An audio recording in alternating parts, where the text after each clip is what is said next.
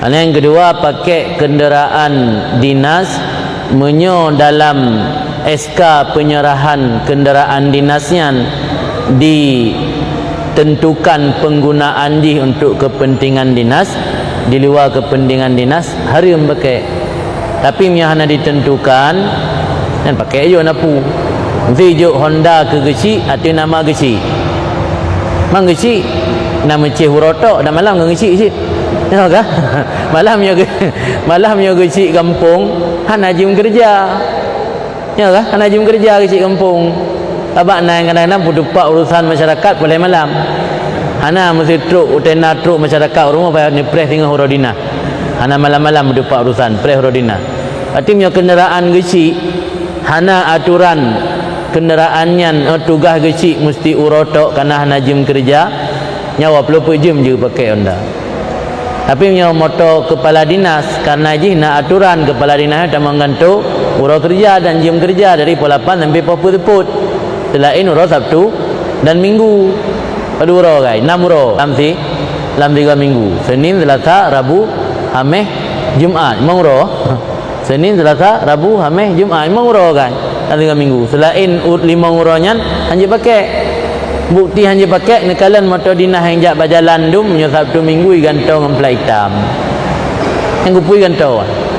Yang tanda dalam SK menulis untuk kepentingan dinas. Yang anda ji hana menulis pakai ji gantong. Yang juga ukuran. Ketanda awaknya hana berani pakai plat merah.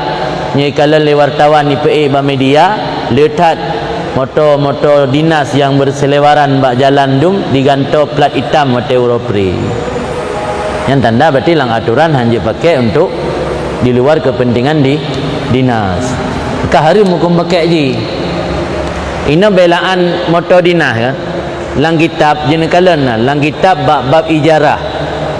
Bab ijarah tanya tak sewa dabbah untuk tapi nada pegat lang akad nyolong sewa dabbah ron untuk luna angkut barang seberat 500 kilo tengah ton. Yang menyatakan lebih haram hukum menyatakan patah kaki dabbah kenderaannya atau relah bahan patah per yang wajib tanggung. Nah kan tambah ijarah nak lambiki manjamun tu dabbah mana kan tinggal tak pegat perbandingan ya ukuran ini motor tak sewa motor pick up sanggup ime barang titoi tengok tak pudu adanya watai tengok patah per relah motor gak wajib bayar dosa alaman taksir kira.